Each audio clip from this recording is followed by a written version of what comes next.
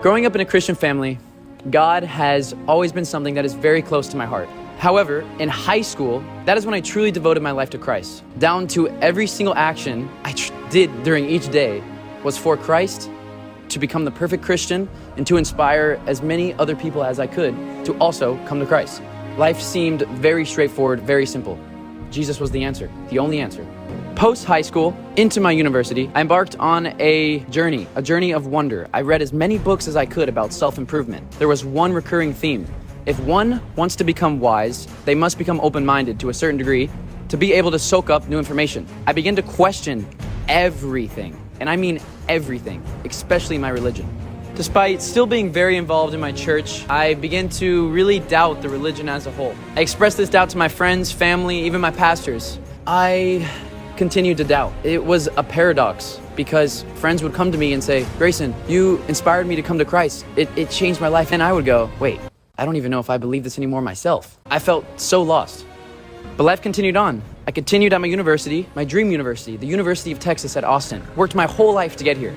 I continued to be curious, to question. I inevitably ran across many interesting books and other very interesting introspection tools. College was not doing it for me. My curiosity was not being satisfied. I did not feel that I was truly learning. So I knew what I had to do, travel the world.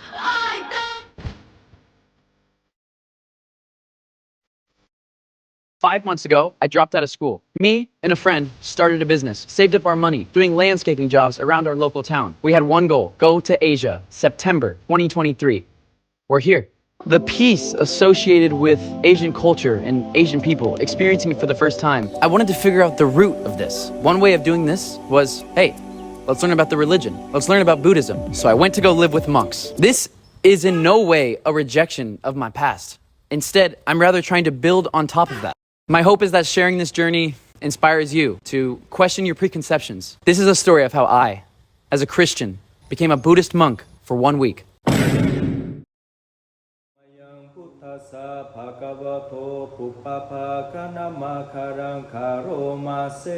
Most people, including myself, have spent very little time researching and reading about Buddhism because they assume they know what it teaches. But in reality, we don't. So let's start at ground zero. Who even is the Buddha? The Buddha is the name that is given to a real person, Siddhartha Gautama, who lived approximately 2,500 years ago, before Jesus. The Buddha was just a dude that was very honorable, a dude that spread ideas that were so powerful. Millions of people today still pay respects to him daily. The Buddha was once asked, "Are you a reincarnation of God?" "No," he replied. "Are you a wizard then?" "No." "So, what are you?" He simply replied, "I am awake."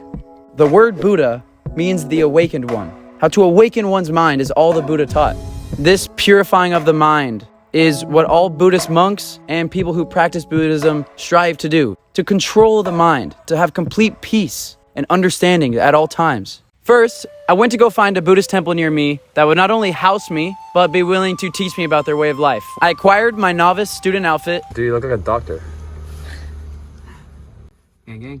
The reason I'm wearing the blue outfit and not an orange robe is because to earn the orange robe, one must become a novice beforehand. So that is the rank under monk. I got my monk outfits, or my novice monk outfits. Head shaving time. Being a monk is about detaching from literally everything. And part of that is your hair. You don't have to think about your hair every morning. You don't even have to deal with it because there is no hair. Oh. I am becoming a monk today. Run it. Oh my god. He cleaned you up so nice. Wait, can I touch it? Yes. Wait, let me touch it. That feels weird. I have no fear, bro. Hair's gone. I feel the same because I'm the person I am at my core. My outer things don't change who I am. Kurt told me that if I can do this, I can do anything. This was easy. I feel good. I just exist, bro. Monk mode, baby. We're going full monk mode. Time to shave my eyebrows. It takes 3 to 4 months or 2 to 3 months to grow back. Can you do it? You know what? I would gladly do that. Do it. Love to do that. Do it. Big Parliament do the rest. Oh, dude, he doesn't even look like the same person. You look like the same person but with no eyebrows. Oh my god. It's done. Just a bit of water and then... Alright, let me see. Oh! What the fuck? Bro. I met some incredible monks at a temple named Wat Pa Saeng Tham. They welcomed me with open arms, telling me that I was welcome to stay for as long as I want. I've been accepted to stay as a novice, as a student at a temple. Keep in mind, I still have no idea what a monk even does all day, and honestly, what they stand for. Made it to the temple.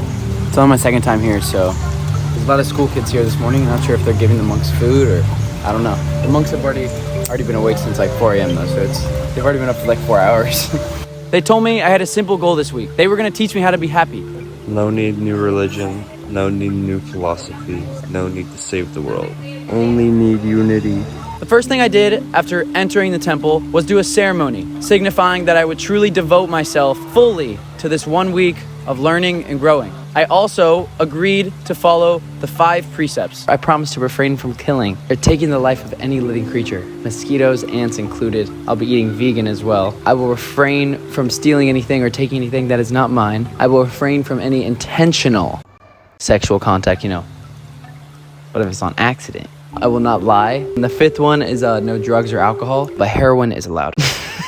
I also agreed to follow the daily schedule. It consisted of waking up every single day at 4 a.m. with a very loud bell.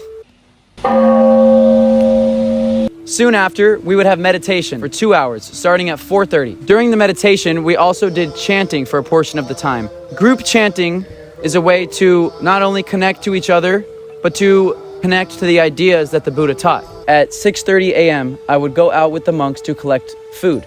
All right, now we're going to get our food. Just finished chanting. All food from the temple is donated by locals who cook it and prepare it before the monks arrive. You might also be curious, why do the people donate to the monks? Why do they all support them? Well, not everyone donates to the food to the monks, but everyone in Thailand respects monks. They got no haters. The local people feel it is their responsibility to support the monk in the temple on their journey of spreading peace. That is to say, not everybody attends the temple. Just like the US, a lot of people identify as Christian, but rarely ever actually do the practices, but they're Christian by name. After we return from collecting the food, we then eat breakfast in silence. Before eating, we are very mindful and appreciative of all of the work that has had gone into the food that is now laid in front of us, from the rain to the sky to the animals, every single process down to in front of us. We give thanks. Also, this was the first week of my life where I had not eaten meat. Normally, I pound through chickens, steaks.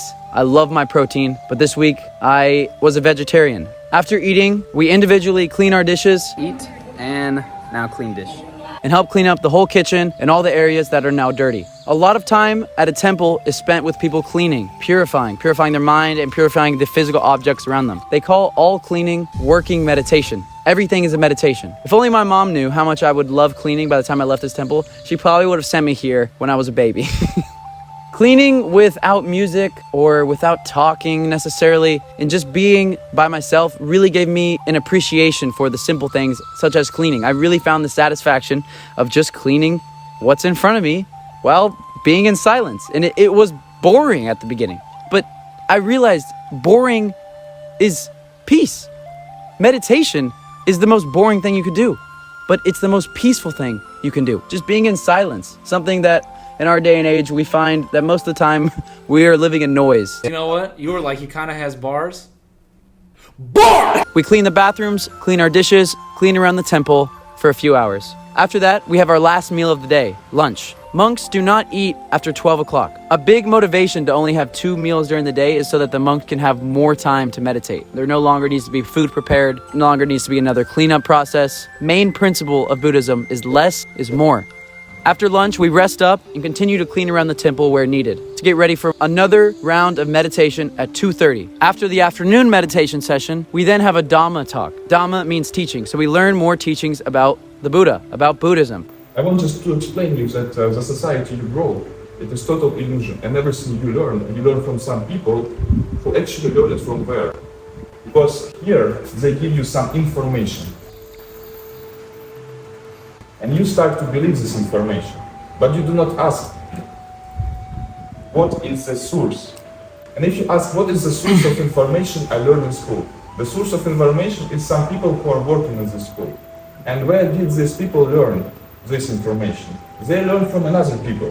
And those people also learn from another people.